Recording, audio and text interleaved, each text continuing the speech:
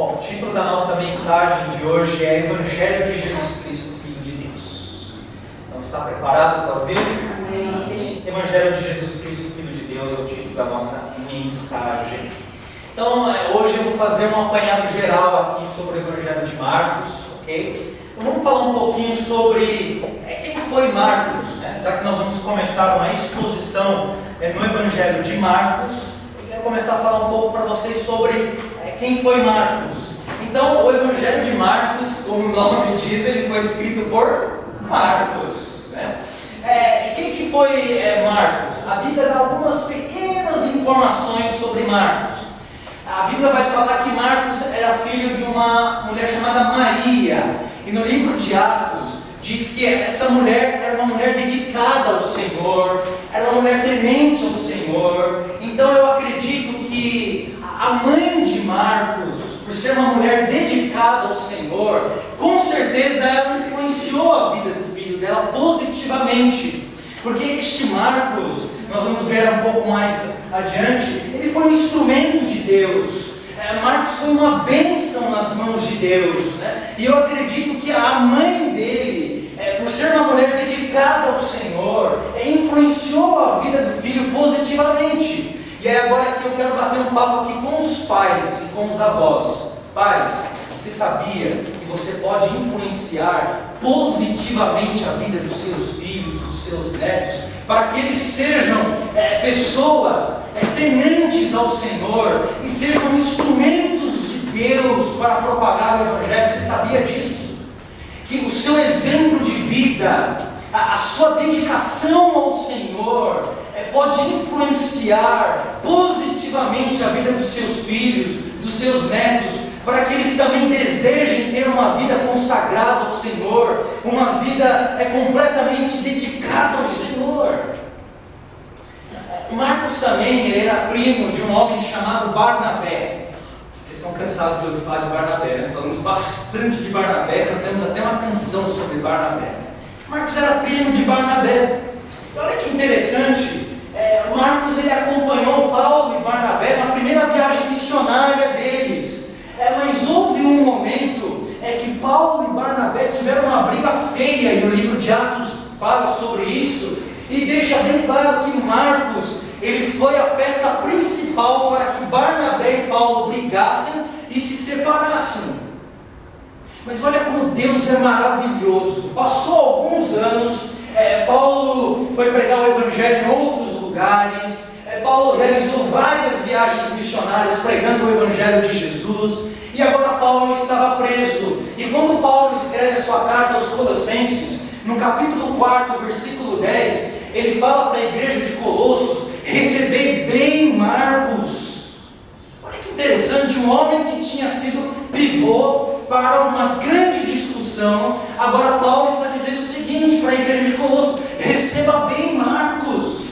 Na carta aos Filipenses, o apóstolo Paulo, ele fala o seguinte: olha, Marcos é um dos meus companheiros no trabalho de divulgação do Evangelho. Gente, o que foi que aconteceu aí? Outrora, discussão, agora companheirismo. Sabe o que aconteceu? É o Espírito do Evangelho, gente. O Espírito do Evangelho, ele produz o quê? Reconciliação entre os irmãos em Cristo.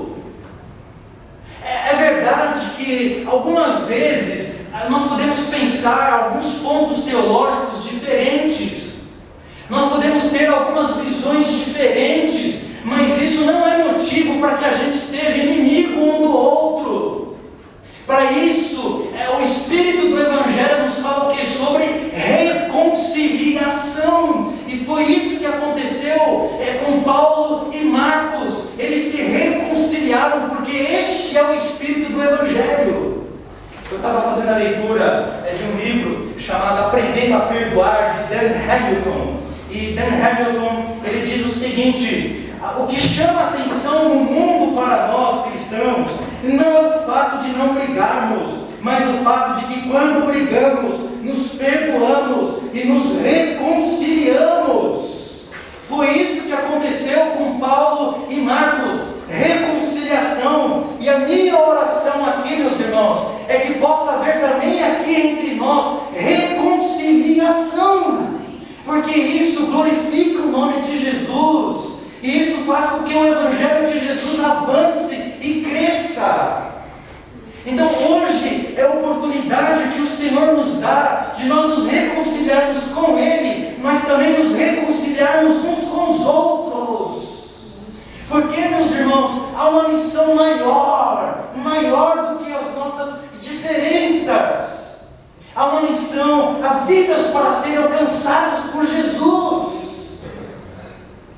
Eu estava lendo um outro livro chamado Batismo de Fogo, do reverendo Hernandes Dias Lopes, um pastor presbiteriano. Creio que a maioria de vocês conhece, já ouviu falar sobre ele. Ele disse que no ano de 1992, ele estava pregando numa igreja aqui em São Paulo, e ele falava sobre reconciliação, sobre o privilégio que os irmãos têm de se reconciliar, de se perdoar. E ele disse que no final da mensagem, viu duas irmãs ali no fundo do templo, e elas estavam chorando, elas estavam se abraçando, e aí ele percebeu que aquelas irmãs que eram líderes da comunidade, elas tinham brigado, mas agora elas estavam ali se reconciliando. E quando a igreja viu aquilo, a igreja se alegrou, e ele disse que o Espírito Santo se manifestou poderosamente ali naquele lugar, e muitas pessoas foram salvas ali aquela noite. Sabe por quê? Porque houve reconciliação. Esse é o Espírito do Evangelho. Esse é o Espírito do Evangelho. A Bíblia também diz que o apóstolo Pedro, na primeira carta dele, capítulo 5, versículo 13, ele chama Marcos de meu filho Marcos. Meu filho Marcos. Primeira carta de Pedro, capítulo 5, versículo 13, o apóstolo Pedro chamando Marcos de meu filho Marcos. Alguns comentaristas acreditam que isso é pelo fato de Pedro ter adotado Marcos como seu filho espiritual. Ou seja, Pedro ele foi um instrumento de Deus também, para que Marcos conhecesse mais sobre Jesus. Pedro foi um instrumento para interceder por Marcos. Pedro foi um instrumento para que Marcos se desenvolvesse e se tornasse um missionário para a glória de Jesus. E aí, meu querido, eu faço uma pergunta para você: você tem filhos espirituais? Ou você já pensou na oportunidade que Deus pode dar para você nessa noite, de você adotar filhos espirituais, de você adotar pessoas no qual você vai investir na vida dessas pessoas, acolhendo elas, ensinando para elas mais sobre Jesus, caminhando com elas, treinando elas, para que elas vão também e façam a missão de Jesus. Pense neste privilégio que Deus pode dar para alguns de vocês, interceder por algumas pessoas, orar por algumas pessoas, investir na vida dessas pessoas. Eu lembro que no início da minha caminhada cristã, quando eu tinha 12 anos de idade, eu tive o privilégio de ser adotado por um casal de pastores chamado Carlos e Miriam, e eles investiram na minha vida, me fazendo conhecer mais sobre Jesus, intercedendo por mim, me aconselhando, investindo, me dando bolsas de estudo para que eu fizesse cursos pré-teológicos, e valeu a pena, meus irmãos, valeu a pena, porque hoje eu sou ministro do Evangelho. Mas por quê? Porque outrora teve pessoas que me adotaram e disseram: Juliano, eu quero caminhar junto com você, eu quero treinar você. E eu louvo a Deus, porque Deus ainda tem levantado muitas mães espirituais na minha vida. Glória a Deus. Pense nesse grande privilégio que Deus pode dar a você. Interessante que Pedro, ele não se arrependeu.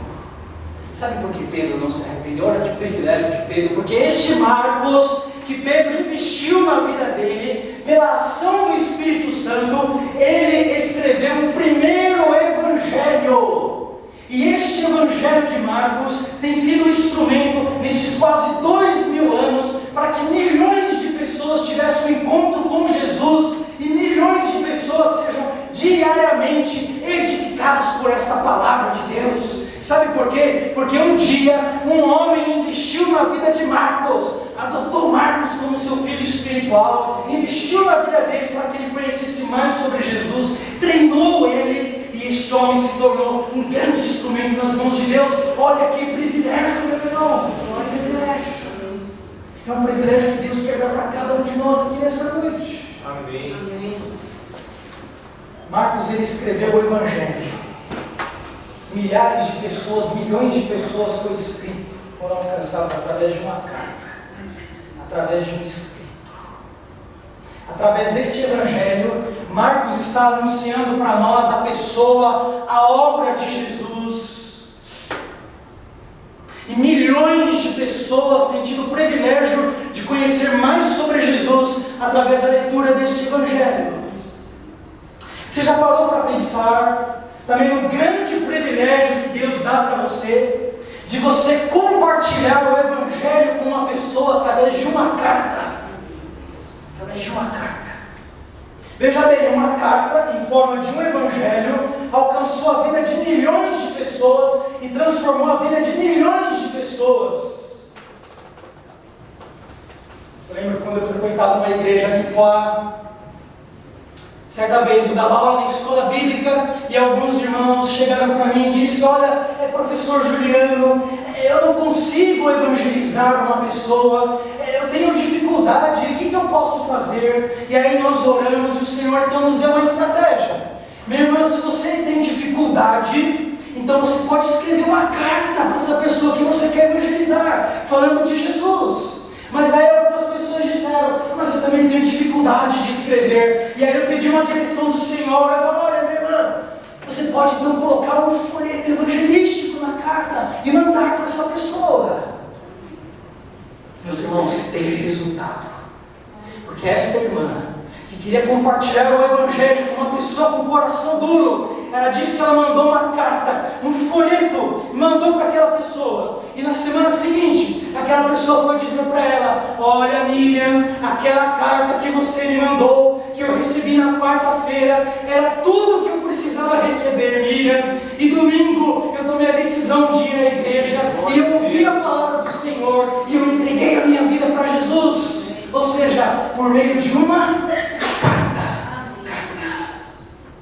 Veja a oportunidade, as oportunidades que Deus nos dá para que a gente vá compartilhando este Evangelho de Jesus com outras pessoas. Todos vocês que estão aqui, meus irmãos, podem ser instrumentos nas mãos de Deus para que este Evangelho avance e cresça para a glória do Senhor. Só depende de você se colocar à disposição de Deus para ser usado por Ele. Veja até aqui quantas oportunidades nós temos de conhecer um pouco da vida de Marcos. Quantas oportunidades Deus nos dá de sermos instrumentos nas mãos dEle, para que este Evangelho de Jesus seja propagado e vidas sejam alcançadas por Jesus. Estão aqui comigo? Amém. Primeira lição aqui, que eu quero destacar, já estou encerrando a nossa mensagem. Quero falar sobre o Evangelho. Pode repetir comigo: o Evangelho. O Evangelho. O que é Evangelho? O Evangelho ele vem da palavra grega Evangelion, que significa boas novas, boas notícias. Então, lá no mundo grego, na antiguidade, havia as batalhas ali entre as nações.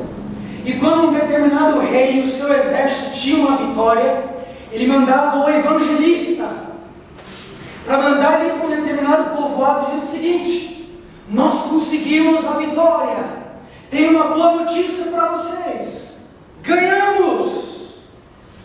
Na língua hebraica também tem o mesmo sentido: proclamar boas novas, trazer novas de vitória. Então o que é o Evangelho? Evangelho é boa notícia. Notícia boa. Boa notícia. Infelizmente, para algumas pessoas parece que o Evangelho é uma má notícia. Porque às vezes vemos um Deus terrorista sendo pregado, que não é o Deus revelado aqui nas Sagradas Escrituras. Marcos, ele tinha plena consciência de que Jesus, a palavra de Jesus é uma boa notícia. E é por isso então que ele abre o seu Evangelho dizendo: gente, eu tenho uma boa notícia para vocês. Olha, vocês que estão escravos do pecado, vocês que perderam a fé, vocês que perderam a esperança, vocês que estão desanimados. Eu sei que tem gente desanimada aqui, porque o Espírito Santo revela, mostra pra gente. Tem gente perdendo a fé. Mas vocês que estão desanimados, vocês que estão perdendo a fé, vocês que já não têm mais esperança, eu tenho uma boa notícia para vocês. E essa boa notícia é Jesus Cristo. Gente, se essa mensagem de Jesus já não renova mais a nossa fé, não nos dá mais ânimo, não nos enche mais de esperança e não alegra o nosso coração, a coisa está feia, está feia. A gente precisa pedir urgentemente: Senhor, renova em mim a alegria da tua salvação. Porque se essa mensagem de Jesus já não é mais uma boa notícia para nós, se nós já se acostumamos com essa mensagem, o negócio está feio. Senhor, renova em mim a alegria da tua salvação. Se você nessa noite, meu irmão, está se sentindo oprimido, cansado, a mensagem do Evangelho diz: vinde a mim, vocês que estão cansados e sobrecarregados, e eu vou aliviar vocês. Vocês que se sentem presos pelo pecado, lembre-se, Jesus morreu por nós e Ele ressuscitou, então nós temos perdão em Cristo. Vocês que estão com o coração temeroso, lembre-se, a boa notícia do Evangelho é que Cristo ressuscitou e que Ele está no controle de tudo. Essa é a boa notícia do Evangelho, meus irmãos. Essa é a boa notícia. Quando você recebe uma boa notícia, que você muito está esperando, geralmente você fica o quê? Entusiasmado. Você fica feliz. E quando você relembra este caso, aquilo te traz alegria novamente. Quando você recebe uma boa notícia, você guarda somente para você. Por exemplo, um casal que estão lutando há anos para ter um bebezinho, e aí a esposa descobre que está grávida, ela vai guardar essa notícia somente para ela? Ela não vai ver a hora de encontrar o seu marido e dizer: olha, eu estou grávida. Boa notícia. Boa notícia.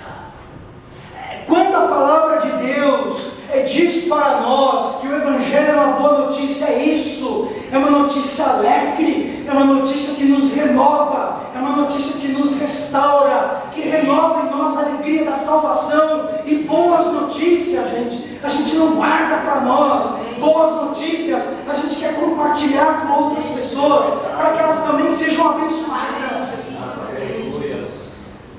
A Adriana foi a primeira pessoa na família dela a se converter.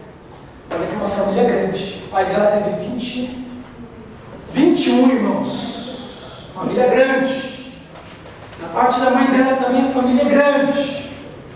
Ela foi a primeira pessoa a se converter na família, quando ela tinha 12 anos. E aí tinha um tio específico, que ela, segundo ela me testemunhou, ela orava muito por esse tio, para que esse tio tivesse um encontro com Jesus, para que essa boa notícia de Jesus alcançasse a vida desse tio. E Deus tem o seu momento, Deus tem o seu tempo. E houve um momento que esse tio não resistiu a essa boa notícia, e ele se rendeu ao Evangelho de Jesus. E aí o que ele fez? Ele não via a hora de compartilhar com a sobrinha a experiência que ele teve de salvação em Cristo Jesus, porque ele não podia guardar isso para ele. Eu tenho que falar com a pessoa que estava orando por mim, a minha sobrinha.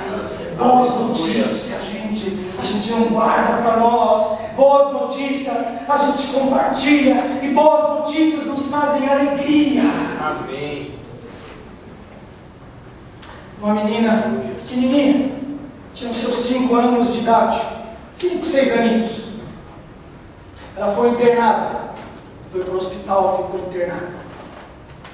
Uma enfermeira, pela primeira vez, falou de Jesus para aquela criança. E aquela criança ficou tão alegre ao ouvir a história de Jesus, mas tão feliz, que essa alegria ajudou até mesmo na recuperação dela. Uma outra enfermeira também ia lá tratar dessa criança, um dia entrou ali e a criança disse para ela: olha, você já ouviu falar sobre Jesus? A enfermeira disse: sim, eu já ouvi sobre Jesus. A menininha disse: mas não parece, porque o seu rosto está sempre triste. Você está sempre com o rosto triste. Toda vez que você entra aqui, o seu semblante é triste. Não parece que você conhece Jesus. Esse é o desafio que o Espírito Santo nos faz aqui nessa noite. O Evangelho de Jesus é uma boa notícia. É a notícia de que um dia Jesus veio e Ele morreu pelos nossos pecados. Jesus, Ele ressuscitou e Jesus voltará. E essa mensagem tem que trazer alegria para nós, meus irmãos. Então que nessa noite o Espírito Santo renove em cada um de nós a alegria da salvação e a alegria de servir a este Jesus e a alegria de compartilhar essa boa notícia com Jesus, não guardar para nós, mas compartilhar com outras pessoas. Deus quer usar a cada um de você, não importa se você tem pouco conhecimento bíblico ou muito conhecimento bíblico, Deus quer usar a cada um de vocês. Então vá, meu irmão, vá e proclame essa boa notícia de Jesus e leve essa alegria de Jesus no seu rosto, para que todos saibam que o Jesus que você leva no teu coração é uma boa notícia. Esse é o desafio do Senhor para nós.